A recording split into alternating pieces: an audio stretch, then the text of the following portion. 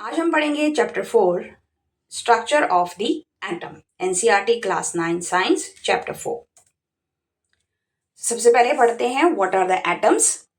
तो एटम हमने पिछली क्लास में भी पढ़ा था कि सबसे छोटी यूनिट है उसे हम कहते हैं atom.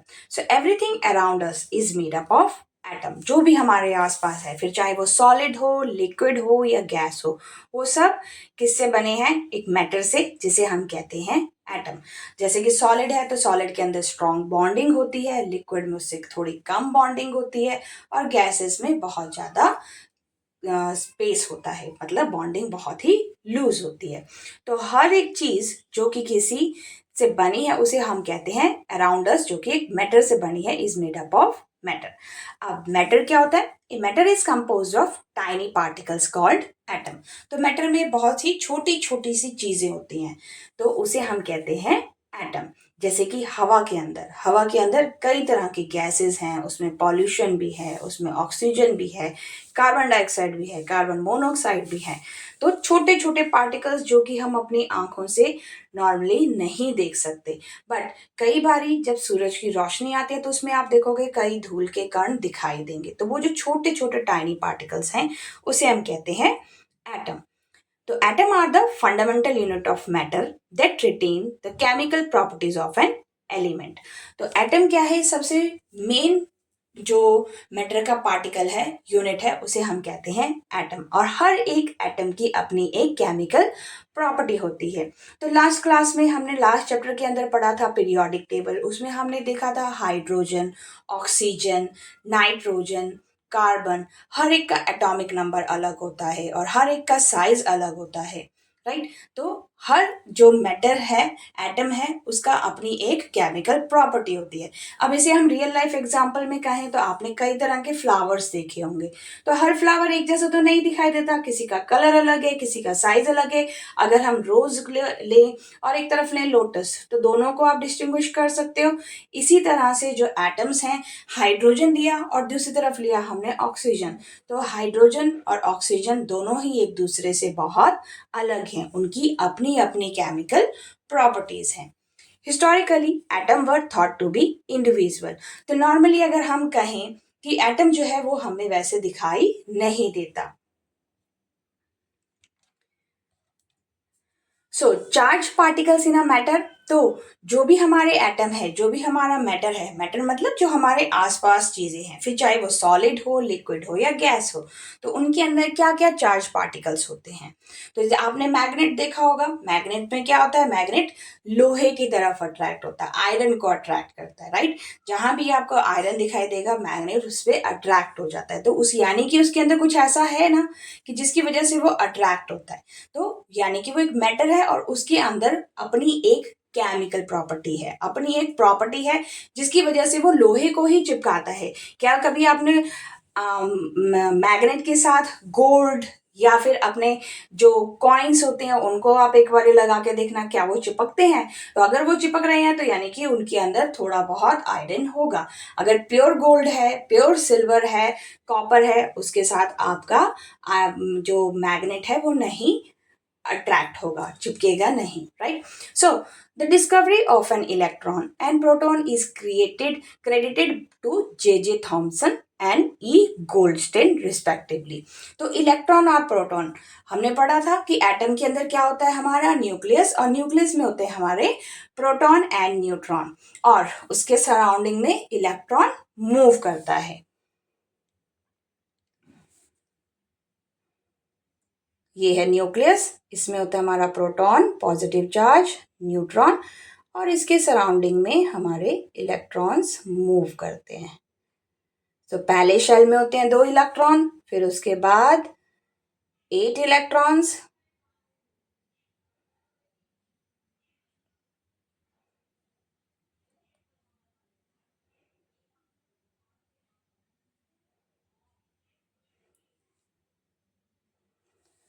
so J.J. Thomson proposed that electron are embedded in positive sphere। तो जो इलेक्ट्रॉन है वो पॉजिटिव स्फीयर के आसपास घूमते रहते हैं। J.J. Thomson proposed that electron are embedded in positive sphere। तो इलेक्ट्रॉन जो है वो एम्बेड होते हैं पॉजिटिव स्फीयर के अंदर। electron was represented as E minus and proton as positive charge. So electron क्या है? Negative charge होते हैं, proton positive charge. The mass of proton is taken as 1 unit and its charge as +1, where the mass of electron is considered to be a negligible and its charge is -1. तो जो proton का mass है वो 1 unit देखा जाएगा, तो यानी कि प्रोटॉन का मास ज्यादा होता है, वेयर एज जो इसके आसपास इलेक्ट्रॉन घूम रहे हैं उनका जो मास है यानी कि जो उसका मास है that is negligible.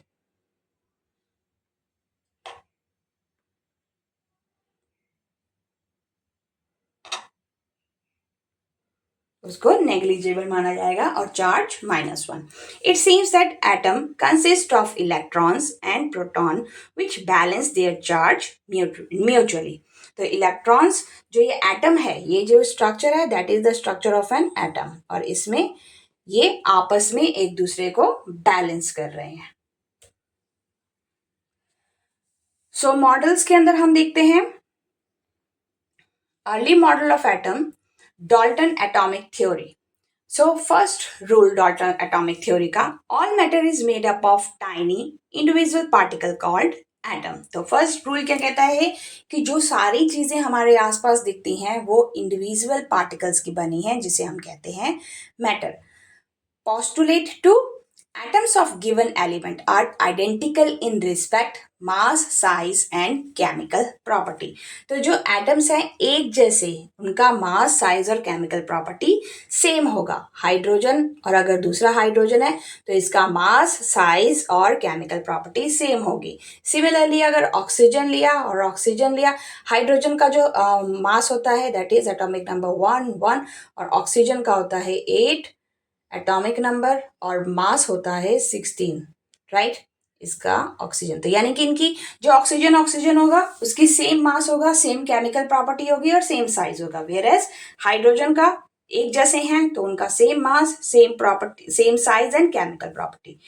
Rule number 3, atom of different element have different masses, size and chemical property. तो अगर डिफरेंट एलिमेंट्स हैं, हम ले हाइड्रोजन, कार्बन, ऑक्सीजन, इनका जो एटॉमिक नंबर है वो भी डिफरेंट है. हाइड्रोजन का 1, कार्बन का 6, ऑक्सीजन का 8. इनका मास भी अलग होता है, हाइड्रोजन का है 1, कार्बन का है 12 एंड ऑक्सीजन का है 16 मास. तो इनका साइज भी अलग होगा और इनकी केमिकल प्रॉपर्टीज भी अलग हैं. Postulate 4, atom combine in simple whole number ratio to form a compound. जब एटम कंबाइन होते हैं प्रॉपर तरीके से तो वो एक कंपाउंड देते हैं हमें. जैसे कि अभी तो इस टाइम पे हाइड्रोजन एक एटम है, ऑक्सीजन हमारा एक एटम है, कार्बन एक एटम है. बट जब ये कंबाइन हो जाएगा, हाइड्रोजन, 2 हाइड्रोजन कंबाइन हुए किसके साथ? ऑक्सीजन के साथ, तो क्या बनाया?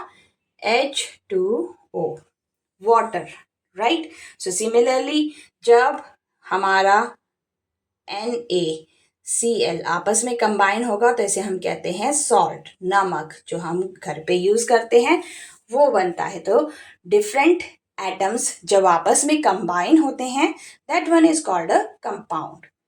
Postulate number 5, atom are neither created. Atoms अपने आप ना तो ये बनते हैं ना ही डिस्ट्रॉय होते हैं इन अ केमिकल रिएक्शन में.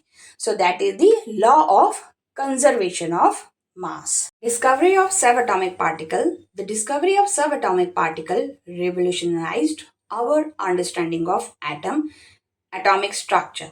So जो डिस्कवरी है सब एटॉमिक पार्टिकल्स की, उससे हमें हमारे एटॉमिक स्ट्रक्चर के बारे में पता चला.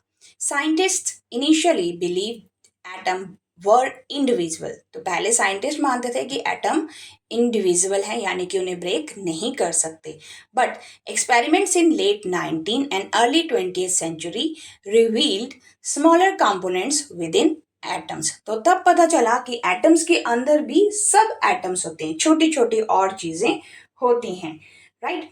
तो जैसे कि अगर हम रियल लाइफ में ले, अगर आपने एक फ्लावर लिया है तो फ्लावर में क्या होता है, उसके बाहर की पेटल्स होती हैं, फिर उसके अंदर आप देखोगे तो उसमें छोटे छोटे से और भी कई चीजें मिलती हैं आपको, पोलन, ग्रेन्स वगैरह, राइट. तो यानी कि एक ही चीज के अंदर और भी कई छोटी छोटी चीजें होना, तो उसे हम कहते हैं कि सब एटॉमिक पार्टिकल। एक मेन एटम के अंदर और छोटे सब एटम्स हैं। सो की डिस्कवरी हम देखते हैं इसके अंदर इलेक्ट्रॉन।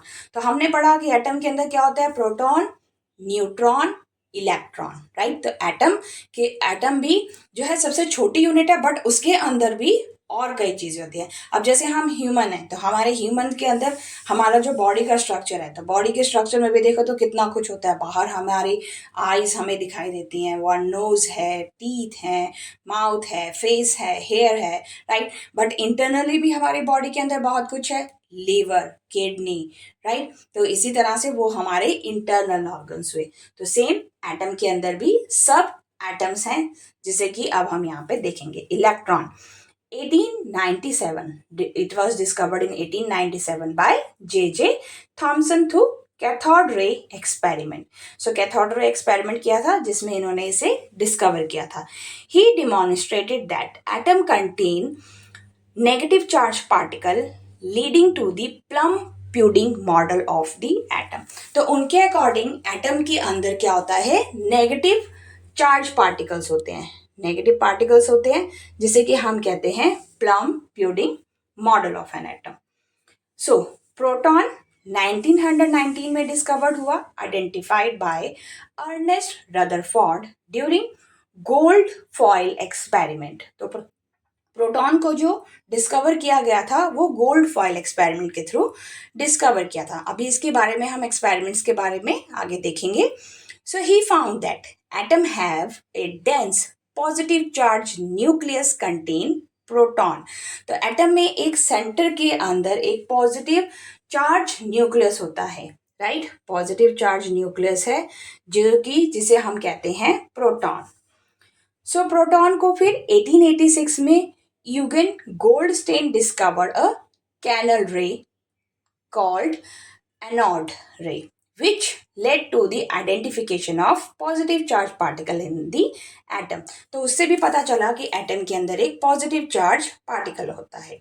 और इसके अलावा न्यूट्रॉन की डिस्कवरी हुई 1932 में, discovered by James Chadwick, who proved the existence of the neutral particle within the nucleus। Nucleus के अंदर एक न्यूट्रल पार्टिकल होता है, एक्सप्लेनिंग एटॉमिक मास डिस्क्रिपेंसीज।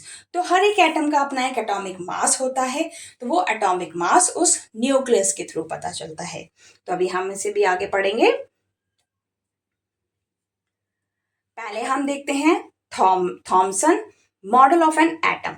अब यहाँ पे आप एक डायग्राम देख रहे हो, और डायग्राम के अंदर आपको नेगेटिव एंड पॉजिटिव चार्ज दिख रहे हैं। तो पॉजिटिव चार्ज बहुत ज्यादा है और नेगेटिव चार्ज उसके अंदर है, तो इसे हम कहते हैं प्लम प्यूडिंग मॉडल, राइट। अभी इसमें हम देखते हैं कि थॉमसन जी ने क्या कहा। So Thomson propose the model of an atom to be similar like a Christmas pudding. जैसे कि क्रिसमस का केक बनता है, तो केक के अंदर क्या होती है, बहुत सारी उसमें वो डाली जाती हैं, आप नट्स वगैरह कह सकते हो, राइट। तो जो प्यूडिंग के अंदर आपके नट्स डले, तो उसे हम क्या कहेंगे यहाँ पे, इलेक्ट्रॉन्स। नेगेटिव चार्ज जो आपको दिख रहे हैं वो उसमें हम कह सकते हैं electrons. The electrons in A sphere of positive charge were like currants dry fruits in a spherical Christmas pudding। तो क्रिसमस प्यूडिंग, जब क्रिसमस प्यूडिंग बनता है तो उसमें जो नट्स डलते हैं, तो वो नट्स यहाँ पे एक इलेक्ट्रॉन का काम कर रहे हैं। आपको हर बाइट में एक नट मिलेगा जब आप उस प्यूडिंग को खाओगे तो, right. So when we think of watermelon, दूसरा अगर हम ले तो वाटरमेलन अगर आप लेते हो, the positive charge of atom is spread all over like a red edible part. तो जो यहाँ पे रेड इडेबल पार्ट है, पॉजिटिव पॉजिटिव, तो वो तो हम खाते हैं, मगर जो उसके बीज होते हैं, सीड्स होती हैं वाटरमेलन की, that is work as an electron, while the electron are studded in the positive charge sphere like seeds. तो ये उन्होंने बताया था कि इलेक्ट्रॉन और प्रोटॉन, तो पॉजिटिव चार्ज ज्यादा है और इलेक्ट्रॉन्स जो हैं वो कम होते हैं, बट होते हैं। So Thomson proposed that an atom is consist of positive charge sphere and the electron are embedded in it। Same जैसे कि इस स्ट्रक्चर में है, इलेक्ट्रॉन यहाँ पे एम्बेडेड हैं, तो यहाँ पे इलेक्ट्रॉन्स जो हैं वो सारे के सारे एम्बेडेड फॉर्मेट में। The negative and positive charge are equal in magnitude, दोनों ही इक्वल मैग्नीट्यूड में है. So the atom as whole is electrically neutral. तो इसीलिए जो एटम है वो पूरा का पूरा न्यूट्रल है यहाँ पे. तो ये था थॉमसन एटॉमिक मॉडल. आगे इसमें हम और देखते हैं the key feature of Thomson's model. The positive charge sphere atom was envisioned as a sphere of positive charge like pudding. तो ये positive charge का एक तरह से pudding है. And embedded electron which Thomson previously discovered were considered to be embedded within the positive charge sphere like a plum.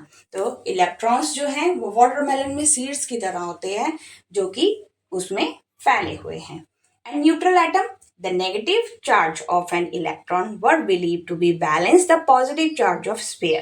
तो यहाँ पे दोनों पॉजिटिव और नेगेटिव चार्ज एक दूसरे को बैलेंस कर रहे हैं and making the atom electrically neutral, जिसकी वजह से वो एटम न्यूट्रल है. So the model could not explain why electron did not fall into central positive charge. तो इस मॉडल के अंदर ज़्यादा कुछ डिटेल नहीं पता चली कि सेंटर में पॉजिटिव चार्ज कहाँ पे होता है.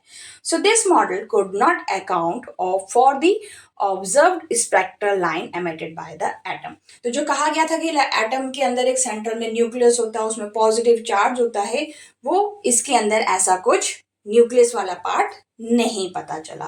तो इसलिए ये मॉडल प्रॉपरली आप कह सकते हो कि प्रॉपर इसमें एक्सप्लेनेशन नहीं थी कि एटम का एक्चुअल स्ट्रक्चर कैसा होता है. Rutherford's alpha particle scattering experiment. अब ये है कि एक्सपेरिमेंट जिसमें कि रदरफोर्ड के अल्फा पार्टिकल के बारे में यहाँ पे डिस्क्राइब किया है. तो रदरफोर्ड का जो एक्सपेरिमेंट था that is the gold foil experiment 1911 में किया गया. Experimental setup, source of alpha particle, positive charge, high energy helium nuclei. तो यहाँ पे हाई एनर्जी हीलियम न्यूक्लियाई है इस लोकेशन पे.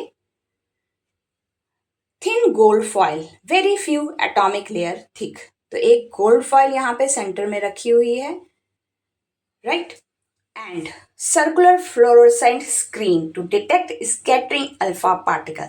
तो ये सर्कुलर फ्लोरोसेंट स्क्रीन है जो कि अल्फा पार्टिकल जब यहाँ से जा रहा है तो वो उसकी स्कैटरिंग को ऑब्जर्व कर रही है कि किस तरह से वो फैल रहा है. तो यहाँ पे हम और देखते हैं. तो ये है एक एटम, सेंटर में सर्कुलर एटम है और इसके सेंटर में है न्यूक्लियस, राइट. पॉजिटिव चार्ज है.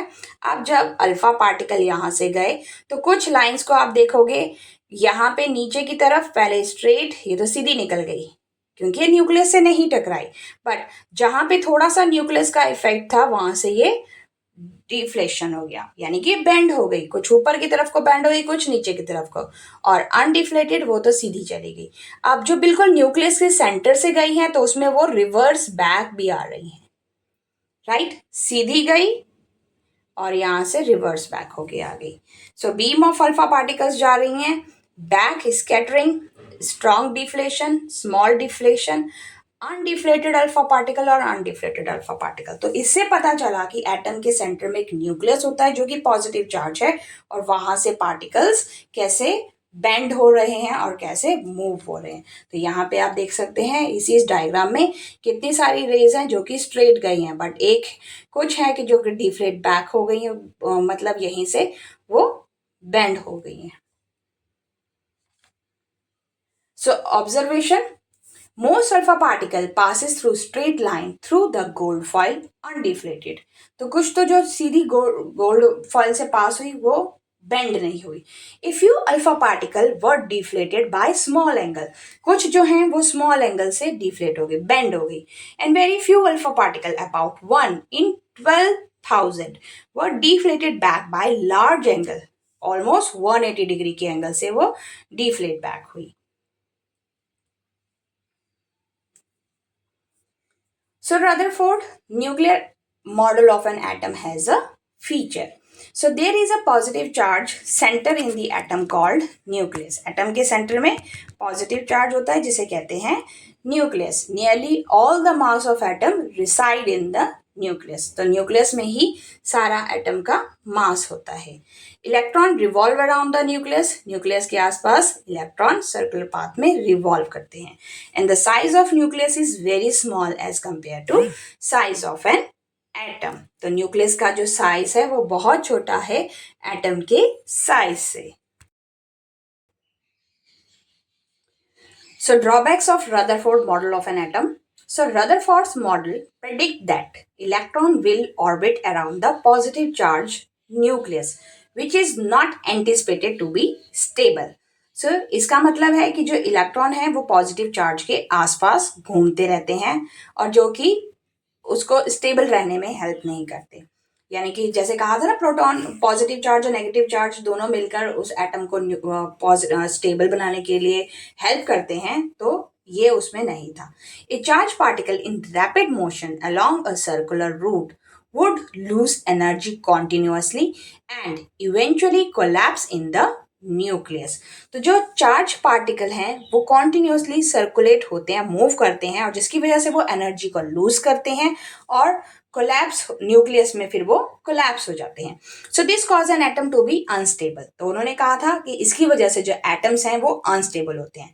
Where as we know that atom are extremely stable, जबकि हमें पता है कि जो एटम्स हैं वो स्टेबल होते हैं, क्योंकि एटम्स के अंदर प्रोटॉन और इलेक्ट्रॉन्स हैं। तो प्रोटॉन पॉजिटिव चार्ज है और उसको स्टेबल करने के लिए उतने ही अमाउंट में इलेक्ट्रॉन्स उससे मतलब इलेक्ट्रॉन्स होते हैं जो कि उसे स्टेबल करके रखते हैं। उतने अमाउंट में नहीं होते हैं, बट इलेक्ट्रॉन्स और प्रोटॉन्स दोनों मिलकर ही आपस में एटम को स्टेबल बनाते हैं। So because it merely postulates the existence of proton in the nucleus, Rutherford model could not resolve the problem of atomic mass. मगर Rutherford model ने atomic mass की problem को resolve नहीं किया। Rutherford's atomic model does not explain the arrangement of electron in the atom. Atom का arrangement कैसा है electrons में वो इसमें explain नहीं हुआ था, which makes this model incomplete in this regard. तो जो रदरफोर्ड का मॉडल था वो इस रिगार्ड से इनकम्प्लीट था। तो जैसे कि आप यहाँ पे देख सकते हैं कैसे डिफ्लेट हो रहे हैं इलेक्ट्रॉन्स और मूव कर रहे हैं।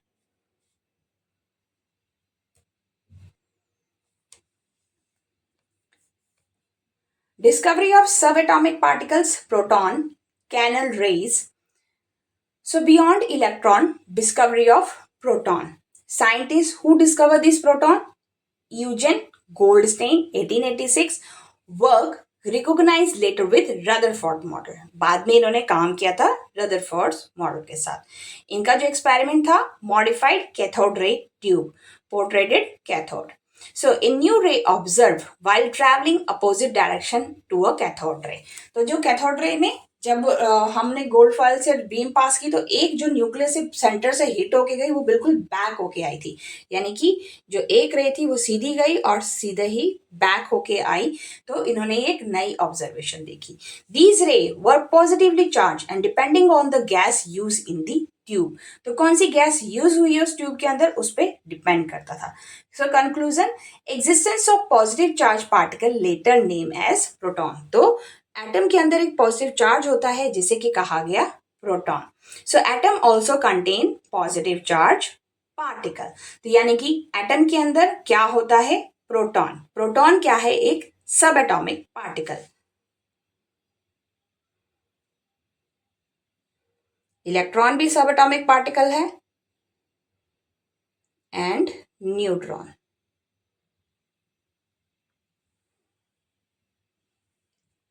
So these are the subatomic particle. So discovery of subatomic particle neutron. तो न्यूट्रॉन को क्या कहा गया था, द मिसिंग पीस। अभी तक किसी ने भी न्यूट्रॉन के बारे में डिस्कवर नहीं किया था। जेम्स चैडविक साइंटिस्ट हैं जिन्होंने 1932 में न्यूट्रॉन को डिस्कवर किया। The reason for this discovery, proton and electron could not explain the entire mass of atom. Atom का मास कैसे बनता है वो प्रोटॉन और इलेक्ट्रॉन के थ्रू हेल्प नहीं पता चल रहा था कि उसका मास कैसे बनता है। So atomic mass was often greater than the sum of proton and electron masses. तो जो अगर हम प्रोटॉन और इलेक्ट्रॉन के मासेस को प्लस भी कर दें मगर एटॉमिक मास उससे ज़्यादा ही आ रहा था. सो एक्सपेरिमेंट उन्होंने किया था, bombarded beryllium with alpha particle. So observation में उन्हें क्या मिला? Emitted neutral radiation which was highly penetrated. एक न्यूट्रल रेडिएशन मिली जो कि बहुत ज्यादा अंदर तक जा रही थी, penetrated. So existence of neutral particle called neutron. तो उस टाइम पे न्यूट्रल पार्टिकल मिला था जिसे कहा गया neutron. So atom contain neutral particles along with proton and electron. Proton और इलेक्ट्रॉन के साथ एटम में एक न्यूट्रल पार्टिकल होता है, तो जिसे कहते हैं neutron. Bohr's model of the atom. The Bohr's model of an atom was proposed by Niels Bohr in 1913 as an improvement over Rutherford atomic model. तो फिर बाद में बना Bohr's model of atoms, जो कि Rutherford model के बाद बना. It introduces the concept of quantized energy level, explaining how electron move around the nucleus in fixed orbit. तो किस तरह से इलेक्ट्रॉन एटम के अंदर मूव करते हैं, उनकी एक अपनी ऑर्बिट होती है. जैसे कि हमने देखा है प्लैनेट्स के केस में सेंटर में सन होता है, सन है सेंटर में, और सन के आसपास हमारा मरकरी है, वीनस है. तो ये सारे क्या हैं? ऑर्बिट. राइट. इन ऑर्बिट्स पे हमारे प्लैनेट्स चल रहे हैं. फिर अर्थ है. तो इसी तरह से हर जो प्लैनेट है वो एक अलग ऑर्बिट पे काम कर रहा है, अलग ऑर्बिट के ऊपर चलता है. तो सेम यहाँ पे भी जो इलेक्ट्रॉन्स हैं उनका एक अलग ऑर्बिट है जिसके ऊपर वो मूव करते हैं. सो की features of Bohr's model. Electron revolved in a fix orbit. Her electron क्या है? एक फिक्स ऑर्बिट पे मूव करता है. Electron move around the nucleus in specific circular path called energy level. तो जैसा कि आपको इस डायग्राम में दिख रहा है, सेंटर में जो है पॉजिटिव चार्ज न्यूक्लियस है और उसके आसपास डिफरेंट ऑर्बिट बने हैं 1 2 3 4. और इसी तरह से उनका ऑर्बिट का नाम क्या दिया है? K, L, M, N and so on. Right. So ये शेल्स हैं, इन्हें कहते हैं shells. K shell, L shell, M shell, N shell. Second, quantised energy level. Each orbit has a fixed energy. हर ऑर्बिट की अपनी एक फिक्स एनर्जी है, हर शेल की अपनी एक फिक्स एनर्जी है. And electron can only exist in these defined energy level. जो इलेक्ट्रॉन है वो इसी डिफाइंड एनर्जी लेवल्स के ऊपर रहते हैं. Electron do not lose energy while revolving in the orbit. तो इलेक्ट्रॉन अपनी एनर्जी को लूज नहीं करते जब वो इस ऑर्बिट में घूमते हैं, जब वो first shell, second shell, third shell में मूव करते हैं. Third, electron transition and light emission. Electron can jump between energy level by absorbing or emitting energy. So electron jump करते हैं एक energy level से दूसरे में, तो उस टाइम पे वो energy को absorb करते हैं या फिर release करते हैं, छोड़ते हैं. राइट. तो जैसे कि हाइड्रोजन के पास सिर्फ एक ही इलेक्ट्रॉन है, ऑक्सीजन के पास 8 हैं, तो उस केस में वो एनर्जी को absorb and release करेंगे. When an electron move to the higher orbit, it absorb energy. जब इलेक्ट्रॉन अपने से बड़े ऑर्बिट पे जाता है, के से एल शेल पे गया, तो वो एनर्जी को एब्जॉर्ब करेगा. When it move to the lower orbit, it release energy in the form of light called proton, explaining atomic spectra. तो उस टाइम पे वो लाइट छोड़ते हैं जब वो अपने से ऊपर वाले से एल शेल से के शेल पे आया, तो लाइट को रिलीज करेगा in the form of release energy in the form of a light. So अब यहाँ पे हम डिफरेंस देखते हैं Thomson, Rutherford and Bohr atomic model. So scientist Thomson के मॉडल का कौन था? J Thomson. इन्होंने मॉडल बताया था plum pudding model. Atom is a sphere of positive charge with electron embedded like resin in a pudding. Right. तो ये उसका कॉन्सेप्ट था कि एटम क्या है, जैसे कि प्लम में प्लम प्यूडिंग के अंदर ड्राई फ्रूट्स होते हैं, उसी तरह से इलेक्ट्रॉन उसके अंदर एम्बेड होते हैं. रदरफोर्ड ने कहा था, रदरफोर्ड का जो मॉडल था उनका पूरा नाम था अर्नेस्ट रदरफोर्ड.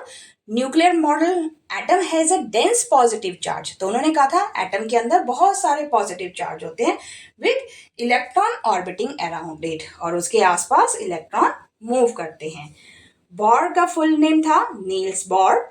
प्लानिटरी मॉडल इन्होंने बताया था, इनके जो मॉडल का नाम था planetary model. Electron move in a fix orbit around nucleus with quantized energy level. तो इन्होंने बताया था जो इलेक्ट्रॉन्स हैं वो एक फिक्स ऑर्बिट में शेल्स में घूमते हैं और जिसे कि हम डिफरेंट क्वांटाइज्ड एनर्जी लेवल कहते हैं। की फीचर्स, इलेक्ट्रॉन डिस्कवर किया थॉमसन मॉडल ने, propose electrical neutrality of an atom. Rutherford का जो की फीचर था, उन्होंने न्यूक्लियस को डिस्कवर किया। Explain empty space in the atom, तब उन्होंने बताया कि एटम के अंदर कुछ एम्प्टी स्पेस भी है। और बॉर ने बताया था energy level, explain atomic spectra. और हर इलेक्ट्रॉन एक एनर्जी लेवल एक शेल के ऊपर घूमता है, K L M N and so on.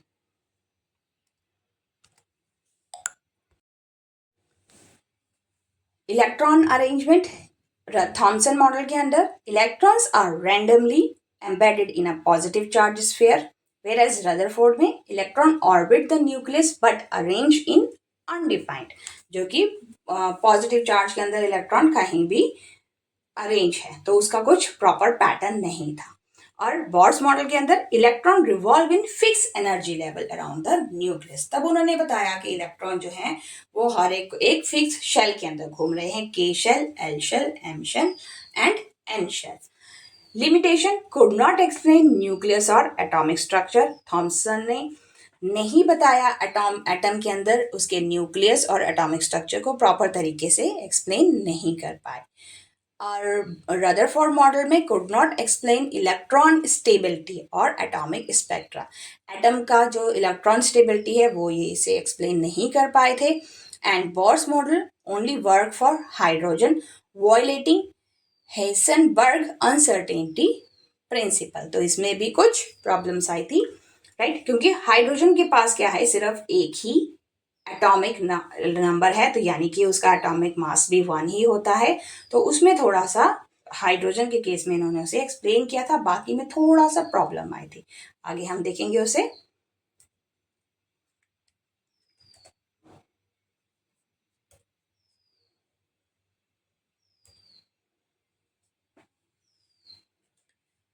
Neutron, a neutron is a neutral subatomic particle found in the nucleus of an atom.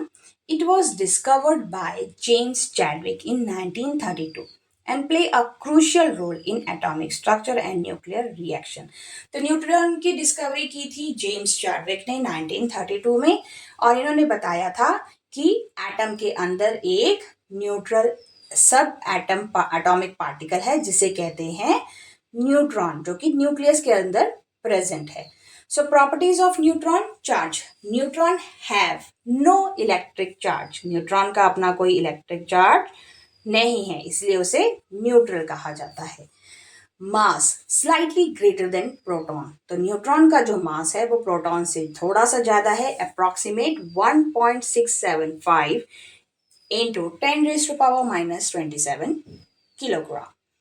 Location, it is found in the nucleus of an atom along with proton, तो neutron जो है वो proton के साथ ही मिलता है, centre में nucleus, proton and neutron.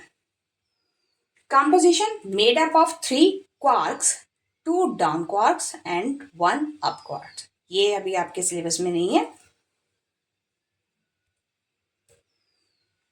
So role of neutron in an atom, stabilising the nucleus, nucleus को स्टेबल करने के लिए neutron help balancing the repulsive force between positive charge proton, तो जो पॉजिटिव चार्ज प्रोटॉन है, पॉजिटिव पॉजिटिव चार्ज होंगे तो वो एक दूसरे को रिपेल करेंगे, इस जगह पे पॉजिटिव चार्ज है और इस जगह पे पॉजिटिव चार्ज, ये एक दूसरे को रिपेल करेंगे, राइट,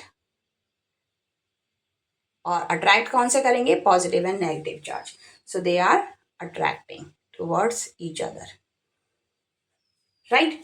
सो सेम न्यूक्लियस जो है न्यूट्रॉन वो हेल्प करता है बैलेंस करने में रिपल्सिव फोर्स को, जो एटम के अंदर प्रोटॉन ज़्यादा हैं उनके फोर्स को, पॉजिटिव चार्जेस को रिपेल करने में, मतलब उनकी जो एक्स्ट्रा एनर्जी है रिपल्सिव फोर्स उसको बैलेंस करता है। Isotope, atom with different number of electrons, different number of neutron are called isotope. Example carbon 12 versus carbon 14, क्योंकि उसमें न्यूट्रॉन अलग हैं इसलिए कार्बन 12 कार्बन 14 से थोड़ा सा अलग है, राइट। ऑक्सीजन और O2 और O3, तो ये भी सारे अलग अलग हैं। ये ऑक्सीजन ऑक्सीजन का O2 होता है, ओजोन का O3 होता है। तो ये भी सारे एक दूसरे से अलग हैं क्योंकि इसमें नंबर ऑफ न्यूट्रॉन्स डिफरेंट है। And nuclear reaction, neutron play a key role in nuclear fission and fusion. तो जो न्यूक्लियर पावर प्लांट में एनर्जी यूज होती है उसे कहते हैं nuclear reaction. So nuclear reaction के अंदर न्यूक्लियर फिजन होता है and nuclear fusion essential for nuclear energy and weapons. तो जो एटम बम और ब्लास्ट वगैरह होते हैं, न्यूक्लियर पावर प्लांट हैं, उसके अंदर न्यूट्रॉन बहुत बड़ा रोल प्ले करता है।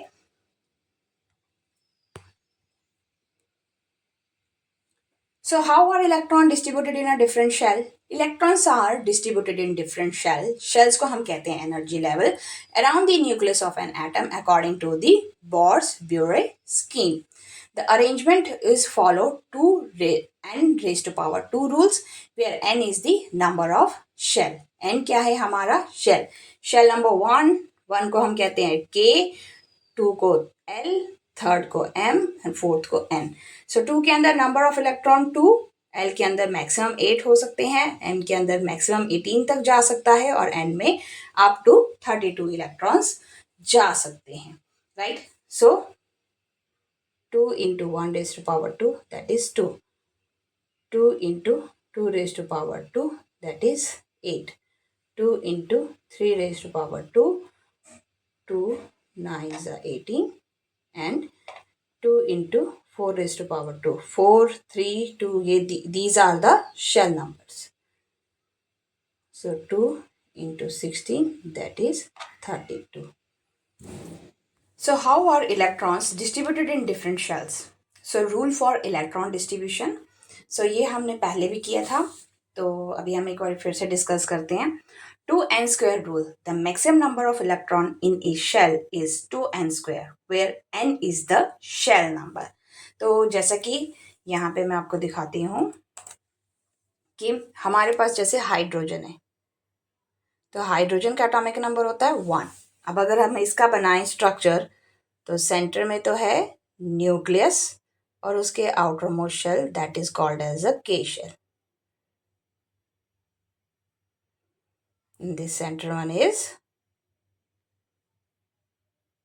न्यूक्लियस।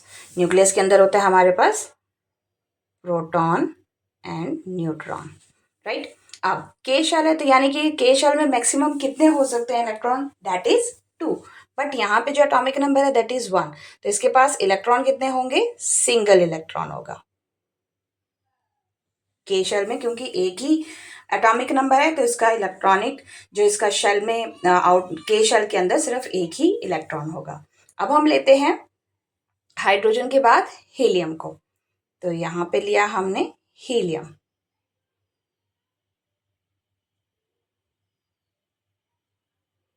हीलियम का एटॉमिक नंबर होता है 2। अब इसका हम बनाते हैं स्ट्रक्चर। सबसे सेंटर में है न्यूक्लियस, के शेल और के शेल न्यूक्लियस यहाँ पे,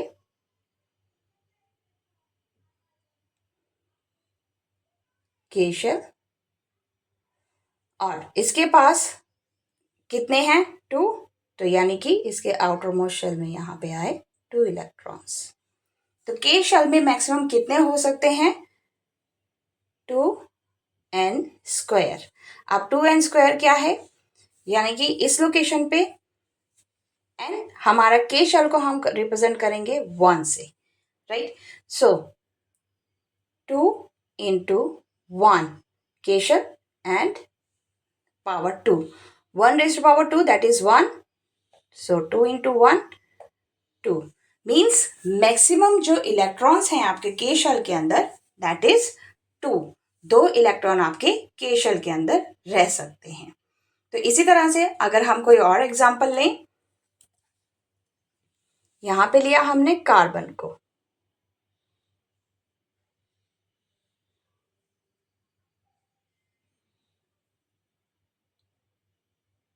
कार्बन का एटॉमिक नंबर है 6।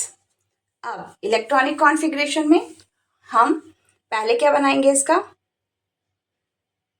Nucleus K shell. और अगर हम इसे डिवाइड करें तो क्या होगा, सबसे पहले के शेल के अंदर इसमें कितने होंगे, 2 इलेक्ट्रॉन्स, बाकी के बाद एल, एल में कितने आ जाएंगे, रिमेनिंग कितने इलेक्ट्रॉन्स बचे, दैट इज 4।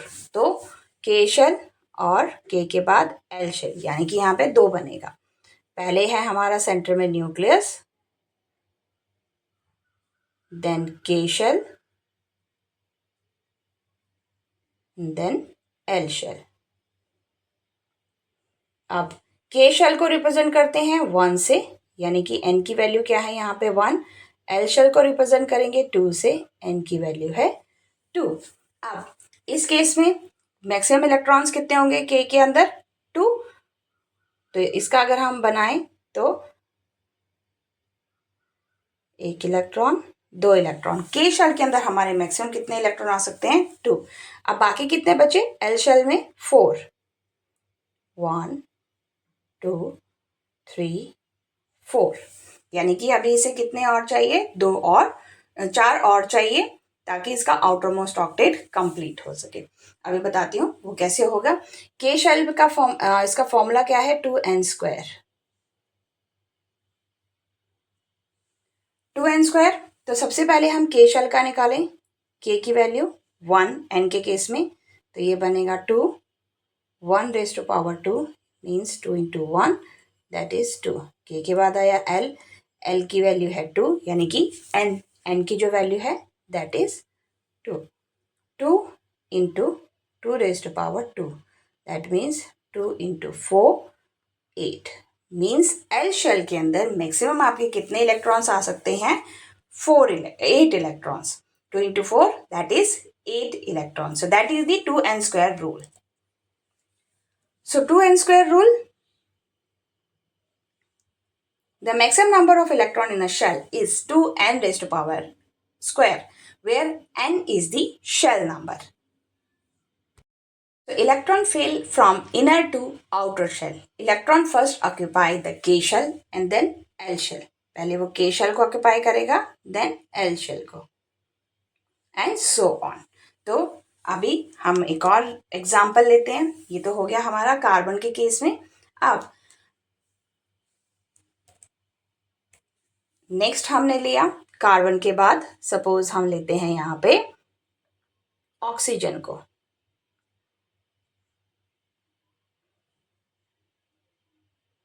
ऑक्सीजन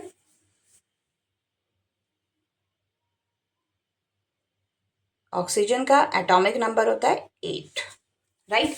तो यानी कि फर्स्ट शेल में कितना होगा, इसका क्या बनेगा, के शेल के अंदर 2 एंड देन रिमेनिंग 6। तो ये हो गए के शेल में और ये हो गया एल शेल के अंदर। तो इतना ही है। अब इसके अंदर हम पहले इसका स्ट्रक्चर बनाते हैं। Centre most nucleus, K shell और एल शेल, 2 ही शेल रहेंगे इसके अंदर। अब इलेक्ट्रॉन्स, सो फर्स्ट सबसे पहले जब भी आपके इलेक्ट्रॉन आएंगे वो सबसे पहले इनर मोस्ट शेल में आएंगे। तो इनर मोस्ट के शेल के अंदर एज पर 2n² रूल 2 ही इलेक्ट्रॉन्स होंगे, और उसके बाद आउटर मोस्ट शेल में अब कितने बचे, 6। तो यहाँ पे हम 6 इलेक्ट्रॉन्स एल शेल के अंदर, ये हो गया 6 इलेक्ट्रॉन। तो अब इस लोकेशन पे first one nucleus, K shell, L shell as per 2n², ये भी 2n²। तो मैक्सिमम एल शेल के अंदर कितने हो सकते हैं आपके, 8, राइट। अब के के बाद एल और एल के बाद अगर हम देखें यहाँ पे एम, तो एम में मैक्सिमम कितने इलेक्ट्रॉन्स आ सकते हैं, एम। सो एन की वैल्यू क्या होगी इस केस में, that is 3। M is the third shell, so 2 into 3 raise to power 2 that is 2 9, maximum 18 electrons in M shell. M के बाद N as per 2n² rule. तो एन का value क्या होगी इस लोकेशन पे, स्मॉल एन की value that is 4, 2 into n की वैल्यू है 4 raised to power 2. 2 into 16 that is 32 electrons. 32 electrons आपके आएंगे फिर एन शेल के अंदर एंड सो ऑन. तो जो भी इलेक्ट्रॉन्स आपके फिल होंगे हर शेल में वो सबसे पहले इनर मोस्ट शेल, देन उसके बाद के शेल्स में फिल होगा. So, octet rule. The outermost shell cannot hold more than 8 electron even if 2n square rule allows more. outermost shell में एज पर ऑक्टेट रूल के अंदर क्या कहता है कि आउटरमोस्ट शेल में आपके 8 इलेक्ट्रॉन्स होल्ड करेगा, more than 8 electron, even if 2n square rule is allowed more, चाहे वो उससे ज्यादा अलाउ करे. Shell fill stepwise. Electrons are not accommodated in a given shell unless the inner shell are filled. तो electrons जब तक आपके अंदर के शेल में कंप्लीट इलेक्ट्रॉन्स नहीं है तब तक वो बाहर के शेल्स पे नहीं जाएगा. So that is the shell are filled in stepwise manner. जैसे आपको स्टेयर्स में चढ़ना होता है तो सीढ़ी में चढ़ने के लिए पहले क्या करोगे, फर्स्ट स्टेयर पे जाओगे, फिर सेकेंड पे, थर्ड पे, फोर्थ पे एंड फिफ्थ. तो same first, second, third, fourth and so on, तभी आप सीढ़ी ऊपर चढ़ सकते हो, राइट. तो स्टेप वाइज आपको फॉलो करना पड़ेगा. इसी तरह से यहाँ पे न्यूक्लियस के बाद के शेल को फिल करोगे, पहले इलेक्ट्रॉन के शेल में, फिर एल शेल में जाएंगे, फिर एम एन, यानी कि स्टेप वाइज वो सारा फॉलो होगा, एक के बाद दूसरा, दूसरे के बाद तीसरा, इस तरह से. So example of electron distribution in some elements. Hydrogen के अंदर होता है एटॉमिक नंबर 1, तो इसके के शेल में 1 है. कार्बन का है 6, तो के के अंदर 2 होगा, एल के अंदर 4 होगा. सोडियम का एटॉमिक नंबर है 11, तो के एल एम एन. तो इसका हम देखते हैं.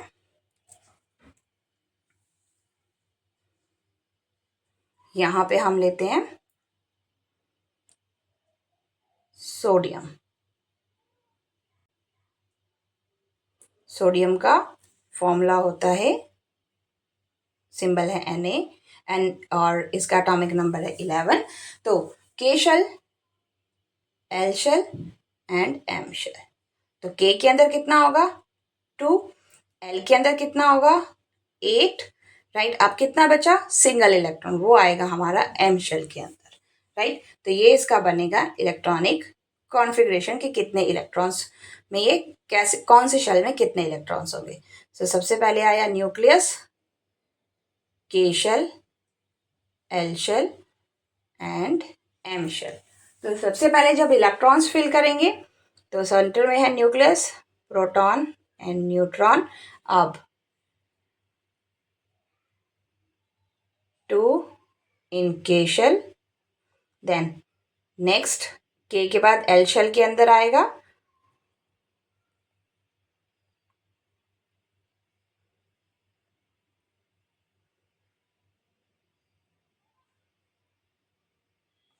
ये हो गया 8 in L shell and then M shell के पास बचा सिंगल इलेक्ट्रॉन. तो इलेक्ट्रॉनिक कॉन्फ़िगरेशन आपकी इस तरह से चलेगी. तो सबसे पहले सेंटर में nucleus, then K shell, then L shell and then M shell. तो ये है सोडियम का, राइट. इसी तरह से अगर मैग्नीशियम का देखें तो मैग्नीशियम का जो एटॉमिक नंबर है दैट इज 12. तो इसमें क्या होगा 2, 8, 2, यानी कि K shell, L shell and M shell. तो इसका अगर हम स्ट्रक्चर देखें तो क्या बनेगा, सेंटर में न्यूक्लियस और इलेक्ट्रॉन्स फिल होंगे 2, 1, 2, 3, 5, 6, 7 एंड 8 और आउटर मोस्ट में 2, राइट. तो ये है हमारा मैग्नीशियम का.